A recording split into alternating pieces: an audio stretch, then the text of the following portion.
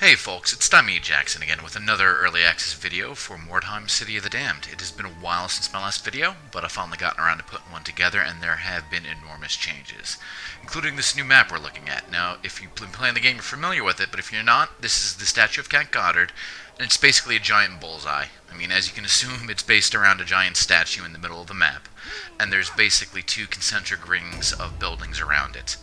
So it's a pretty detailed map. Even though it's small, you can have a straight up fight over the middle, like a King of the Hill type of thing. There's a lot of maneuvering around the flanks, and you're actually going to see that with this guy, the youngling hero of God, who's going to work his way all the way around the back flank of the building. Now, I know these days a lot of people complain about the youngling heroes. Each faction has their own type. They're the agility-based hero. They're the cheaper ones, and they're kind of lackluster currently. But luckily, the devs have agreed about that, and they're going to be doing some things to buff them and make them stronger. But they're still quite usable, even if they're not as, on par with the champion or any of the other characters. So anyway, here in the early match, I'm going to be doing a lot of fade-outs as I kill downtime. I don't want you just staring at an empty screen. This was an over an hour match. I tried to cram down to about 30 minutes. So we're going to be seeing a lot of editing.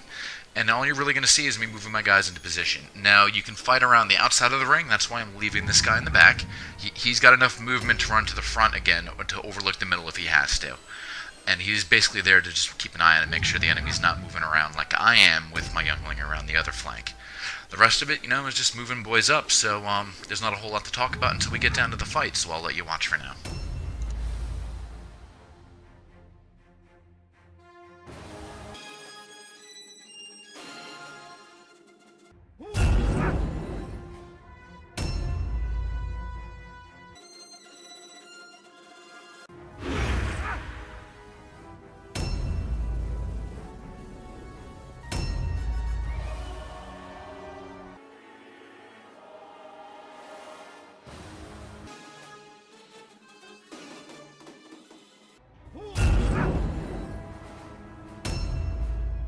Alright, at the start of round 2, I'm expecting to make contact soon if the enemy is moving up to the middle of the map. And one thing I do here with my guys, if you look at the floor, it's a dead giveaway. There's a trap there.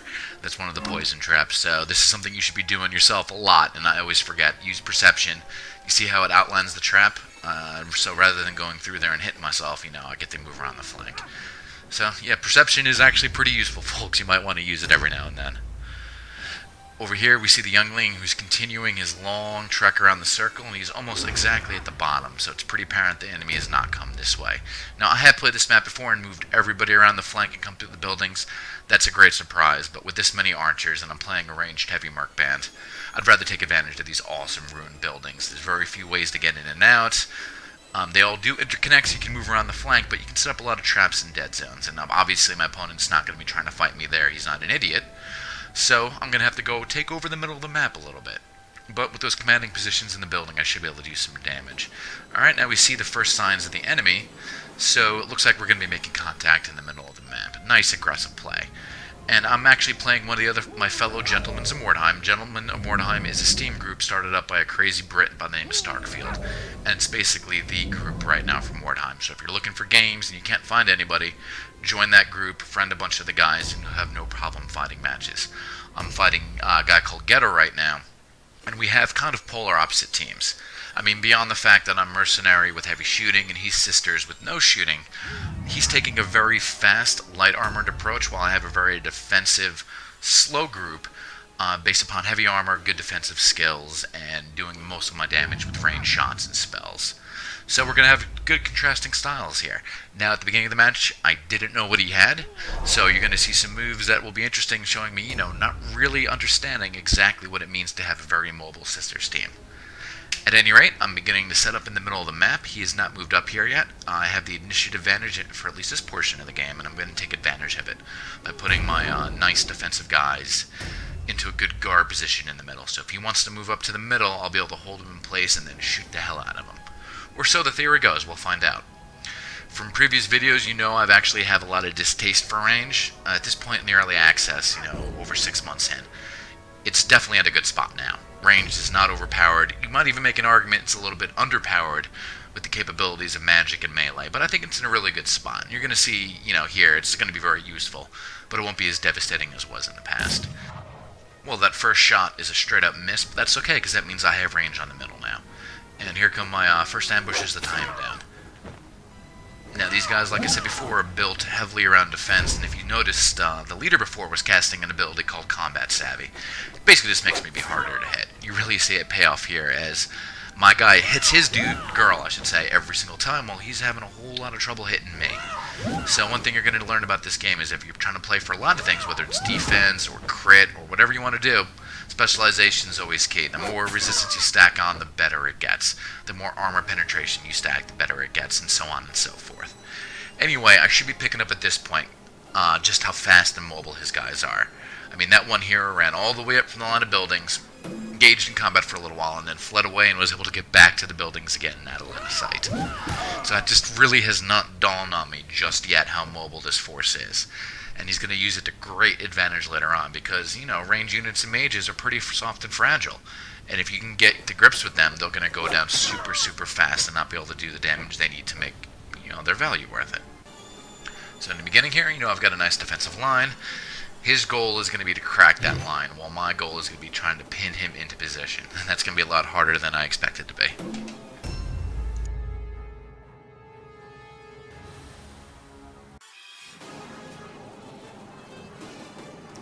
Now over here, I'm flipping through my inventory like crazy because I'm looking for a consumable. If you haven't been playing in a while or watching in a while, the consumables are finally in. Those are your one-use items, your potions, your fire bombs, all kinds of cool things that make the game a lot more tactical and allow a lot more combinations.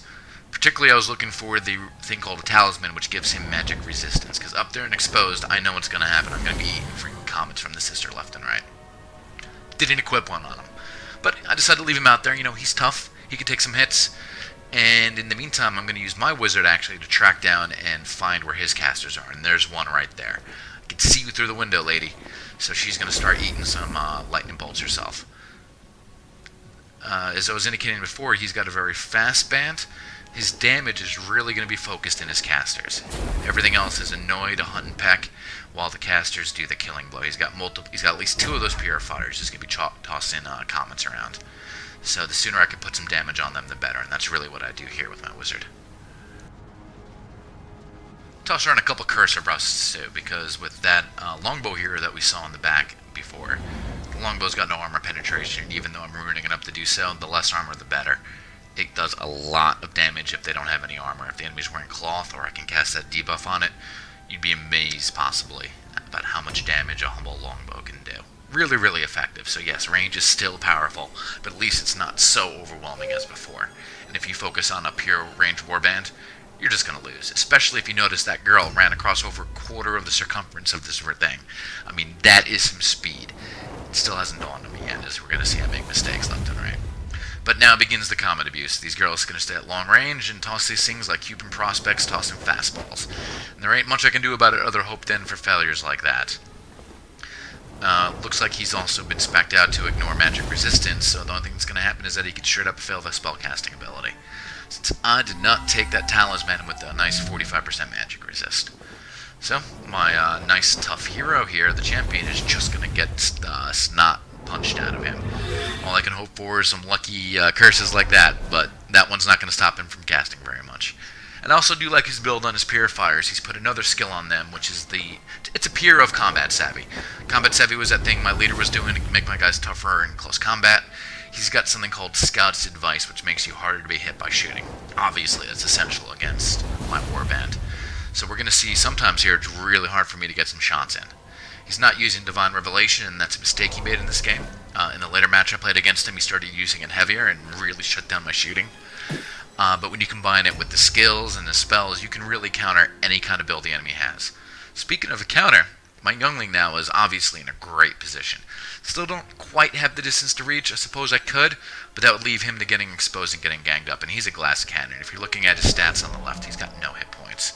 He's just there to hit something hard, hopefully something that can fight back well. So he's going to hang out in the back and just wait his turn. He's also got a skill called Jaw Strike, which is used for punching casters in the mouth so they can't really do their spells. So that's going to come in handy later on. In the meantime, we begin the shooting. And still isn't working out too well. A lot of misses. But hopefully that'll change in the next couple of turns. In my opinion, a good leader should be taking advantage of intelligence and leadership skills, because they can really turn the tide of a fight. I'm also going to use some more of those new consumables I was talking about. These particularly I'm going to use them to deny real estate. That was the Slick Sludge. As you imagine, it'll slow somebody down, that'll go through it. This is the Oil Bomb, and as you can tell by the effect, it's going to burn somebody, and it really dissuades people from moving through it. I'll usually just bolt through it anyway. Usually if you want to make contact, you don't want to be stopped by something like that. Since it really doesn't halt you, it just slows you down or hurts you. I'm going to use that because my plan is to, dissuade him from coming at me and shoot him up with my range shots. But here's mistake number one I'm making. I still have not really realized, that's not too redundant to say, exactly how fast his girls are. They have movement 10, the average movement is 6, so you can see he's actually got a lot of speed built into it. There's trade-offs involved in doing that, but he's going to really use it to his advantage because it's going to be really hard to stop him. Speaking of leader supporting the troops, and this is what my opponent is doing right here with that Might of Sigmar and some other spells he's casting. The Matriarch is a great support character. She can still fight, but as your leader you don't really want to rely on that too much as the sisters. You have other people that can fight. Other girls at least that can fight. So her job is going to be the support, and he's doing a bang-up job of it, preparing for the inevitable fight, which is going to be coming here. Anyway, since he's giving me the middle of the map, I'm going to start moving up my archers, hoping I can protect them with my melee guys and with the consumables I'm tossing down. And this is that bow archer I mentioned beforehand, so I'm going to pick on the guy who's got no armor thanks to this spell. And as you can see, with 4 to 5 shots doing 50 damage a shot, I'm doing as much damage as the spellcaster did. And I don't have the possibility of blowing up my own head like a caster does. Of course, there's trade-offs with that too, as we're going to see in a few minutes with this guy. But in the meantime, this is a great way to open up the fight. I'm gonna, if he's gonna hang back out, he's gonna let me come to him. I'm gonna take advantage of my range. So let's see if it works.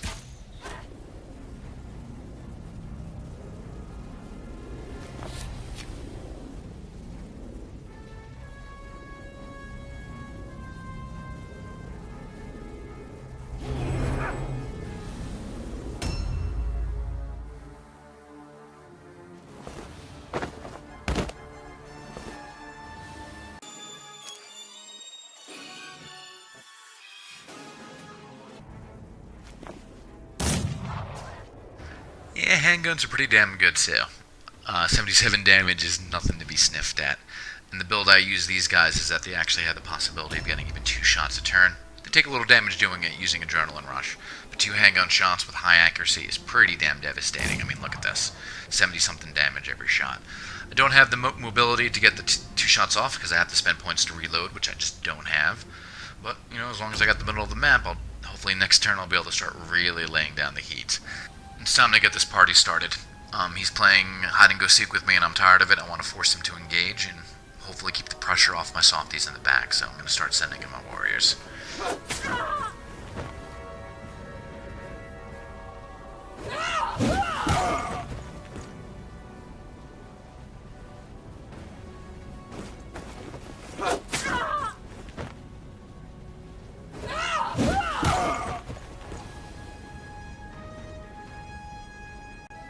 Now, as somebody who plays the sisters a lot, I really should be noticing what's going on there. You see him standing on all that weird stone? Well, the sister henchmen have an ability. When they eat the weird stone, they go pick it up from the ground. It gives them a movement bonus. A lot of the different characters and classes have some bonus involved with farming weird stone. Since grabbing that stuff is going to be very key once progression hits. And I should really notice what's going on here when he's parked all of his girls on top of this weird stone in preparation for making giant moves across half the map. Hasn't dawned on me yet, but that's what the fun of the game is. And here we're seeing it with his heroes. I mean, look at that. He's running right around my wall of fire like it's not even there. And good old sniper archer I was bragging about. Yeah, this is that trade-off I was talking about. As great he is at shooting, he is awful in fisticuffs. And this girl is beating the living hell out of him. One thing to note about being stunned is that it makes you automatically get hit by melee. Shooting happens a lot more accurately. You get a big bonus to that, and you also get a big bonus to your crits. So you're just going to crit more often when the guy's sitting there assuming the position. And here he goes with his hit-and-run technique. You gotta give him credit. It's really, really nice. He doesn't have a lot of armor, and he doesn't hit exceptionally hard. But it sure is hard enough when you're just picking on these puny little archers. Yeah, get somebody. Ugh.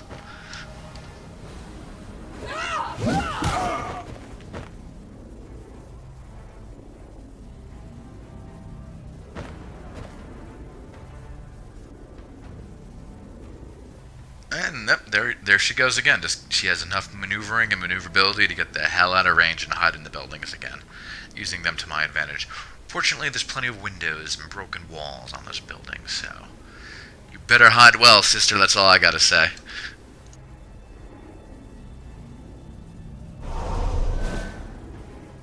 Yeah, exhaustion. I might have edited a few of those out and trying to speed up this thing. That's a skill, sort of like adrenaline rush. You take a little bit of damage. In this case, you gain more of those blue pills, the strategy points, which you use for movement. So that's another way he really just compounds his movement. He's got base 10 movement, and he can get more movement with that ability.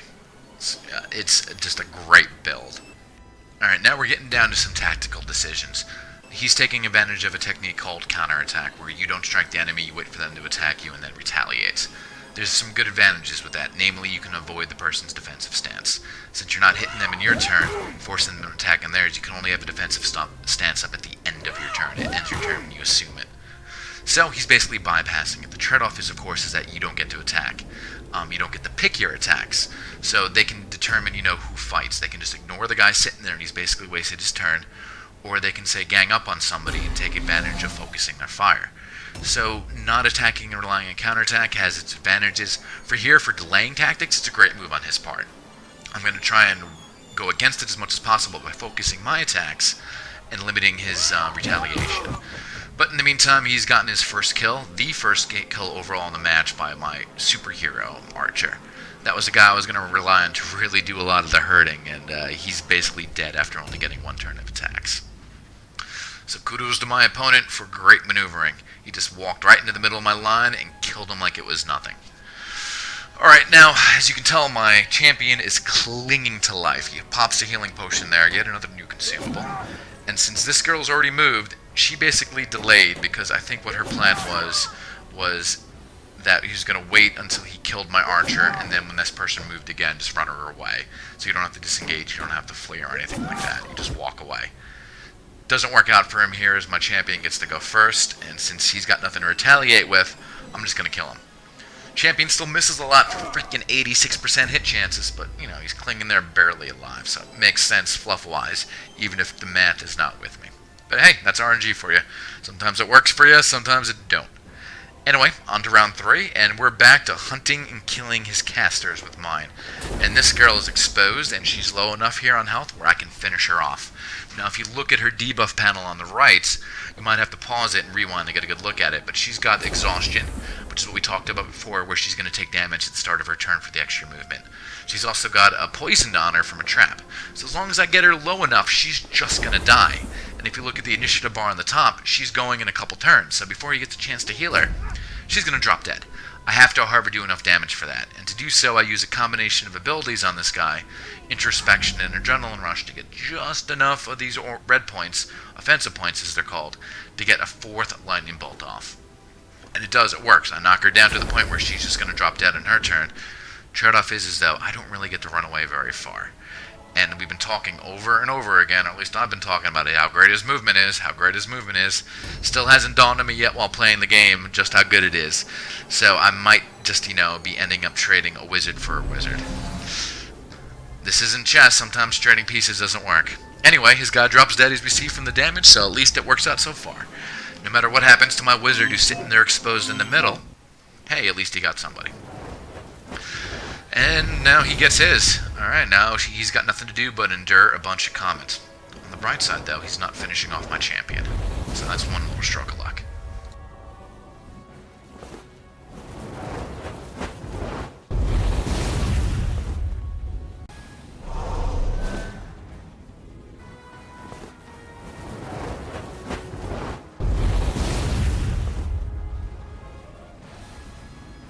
Another stroke of luck here.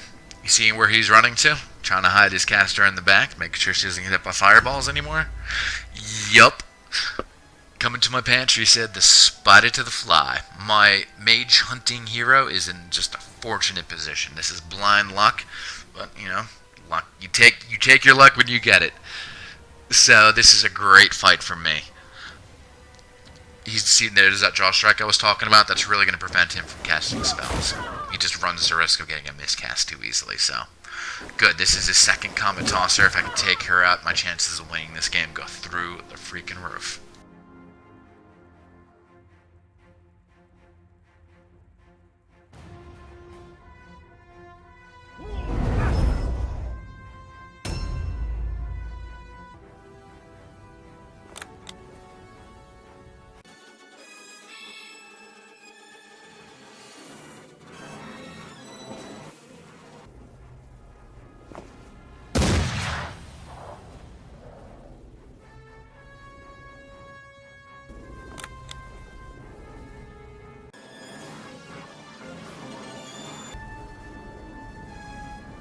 Finally, I get around to finishing off my defensive wall, so I'm going to drop another sticky sledge here. Again, he can run through it, but it'll slow him down.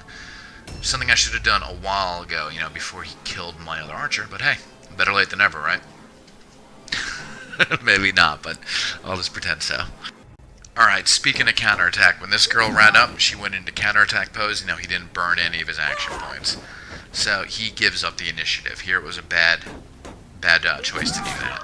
So I throw my leader, who's completely unscathed and has great defensive abilities against her, and I punch her a few times and knock her down, get rid of all of her action points, get rid of her defensive stance, and then I can use his order ability finally to get the champion to do some attacking. Order's kind of a waste on someone with one hand, because it actually costs more action points than a one-hand attack does, but still, the champion's a better fighter, and as you see there, he gets a nice high damage crit, knocking her on her ass. She is no longer a threat, so I'll take it.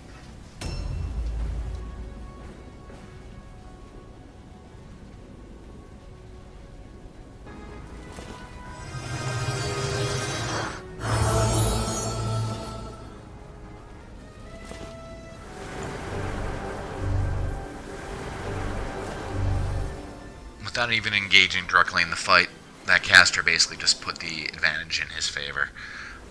So that's a textbook example of how to use your caster hero as assisters. Until, of course, you miscast and stun yourself, but, you know, nothing's perfect.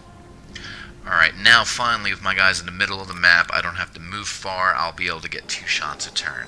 And 4 total handgun shots between these two guys. They're going to kill almost anybody out there. And I'm going to show you how it's done here with just rapid fire handgun. So yep, ranged is still definitely very valuable. Certainly a functional way to play. But as always, there's trade-off, and you saw how quickly the one guy went down, and by sitting here, spending all my action points and getting 2 shots off, they're kind of hanging around in the middle too. And we're definitely within range of his fast guys. So, it doesn't always work. There's no foolproof way, I think, to play this game, which is a great statement on how balance has progressed. You just can't stand around and go into Overwatch. You gotta be a little more tactical than that. As we're gonna find out, it helps to be a little more tactical than I am. You know, blocking off that one path with sludge and oil only is gonna go so far when his guys can move halfway across the map in one turn. You know, rock meets scissors.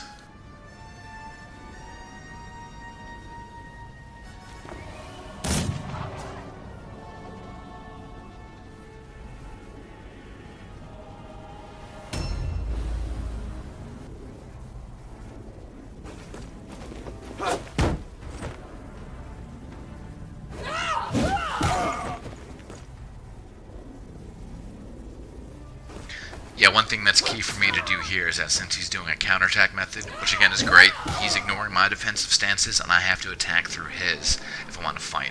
I'm still just going to focus my 2 guys on his 1 girl, so even so, I'm going to eventually win this. He's just playing passively. But it's a great delaying tactic, and I think that's pretty much what he's going for here, so I'm not saying it's a bad tactic. There's strengths and weaknesses to it. And again, his job really is just to delay. He wants to get to my soft, gooey middle, and by holding off my warriors like this, I think I'm pinning him in position, but really it's the exact opposite. With his mobility and that weird stone back there that he can use to jack up the movement on his henchmen, he's the one actually that is doing the delaying properly, not I.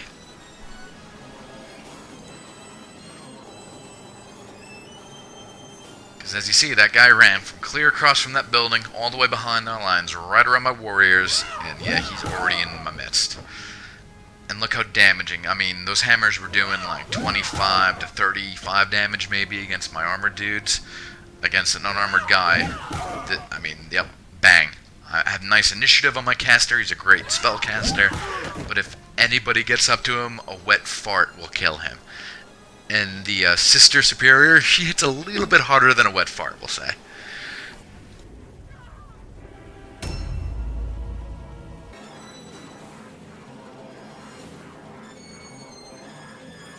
Yeah, so that wall of fire and oil I put down, all that's doing is encouraging him from going after my softer targets.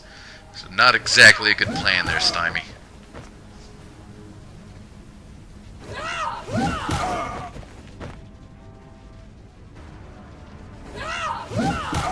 You can see the difference even light armor makes. My guy's taking less than 30 damage a hit, whereas the caster was taking about 50 damage a hit. So armor is definitely essential in this game still. So he did a very good job here of drawing my henchman forward. I thought I had him walled off, but nope. All he has to do is disengage, eat some weird stone, and now he's passed back behind my lines, beating on my heroes, beating on my archers. This is bad news for Stymie. I'm going to have to work really hard to turn this around. On the bright side, with both of his hero casters dead or nearly so, those purifiers, that was a big advantage in my hand, but now he's turning it around on me by going after my soft targets and my damage dealers. I mean, just to reiterate, his comet tossers were his main source of damage, while my shooters are my main source of damage. So all we're doing right now is countering our guy's main damage, and it's going to come down to an attrition fight at that point. Basically, whoever fails a route test first. So that's going to be the determining factor here. I countered his strength, he countered mine. Who breaks first?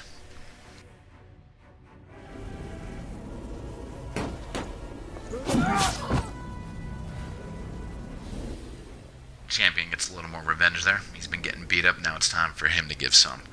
And I'm going to risk him. I mean, at this point, like I talked about, we've got to force a break test. I see a vulnerability. That guy's pretty weak. Champion, even if he's hurt bad, he can still hit hard. Kind of backfires here, though.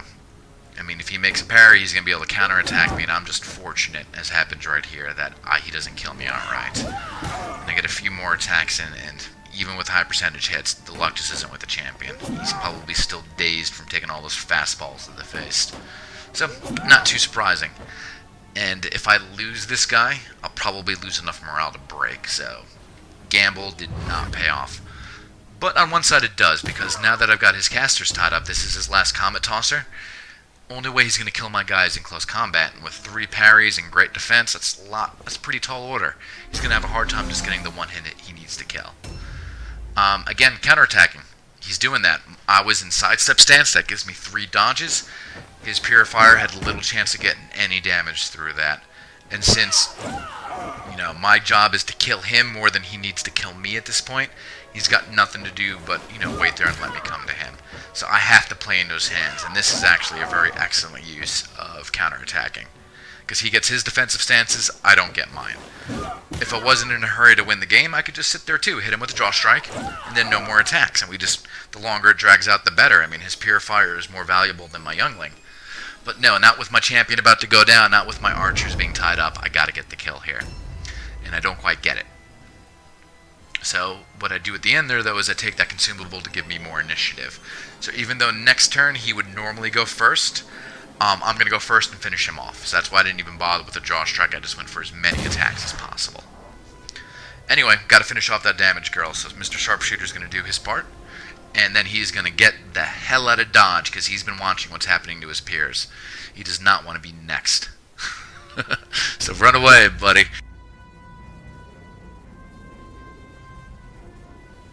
Since we're getting to that point in the game, there's no holding back. Now it's time to fully commit the leader.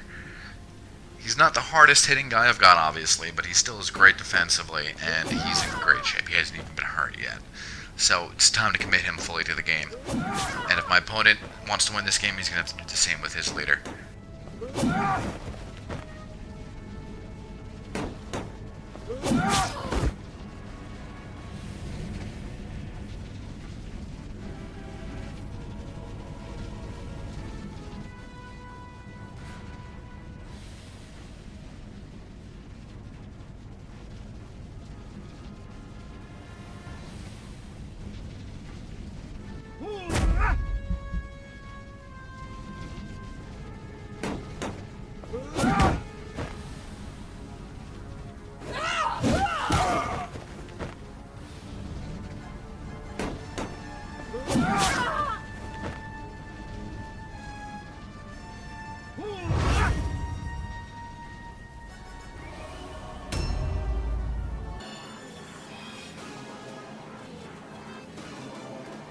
Sure enough, here she comes. He realizes the same thing I do too. It's time to get stuck in and not hold anything back.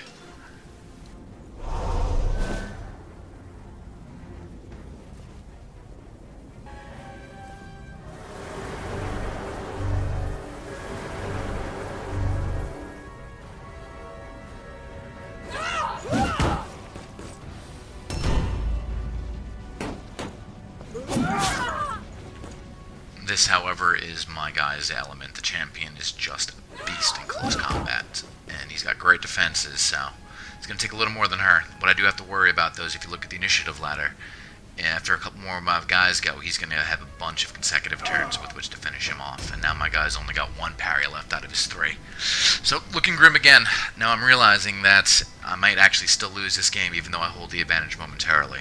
The champion is a huge chunk of my morale, and this archer, as we're looking at right now, if he doesn't, if he's still there by the end of this my enemy's turn, he's going to have a few more guys attacking him. It's very, very likely that not only do I lose my champion, that I lose this guy as well, and that means I'll be taking route tests, which do not if I want to win this game.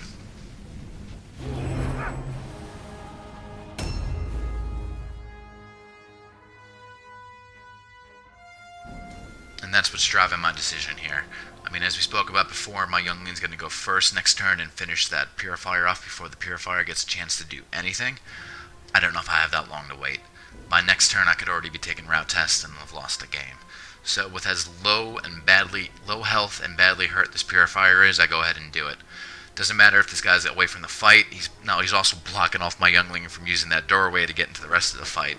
The simple fact of the matter is I just took out another one of his heroes, and now at 34%, he's going to be taking break tests. So, I need to do that before he goes with 3 girls in a row.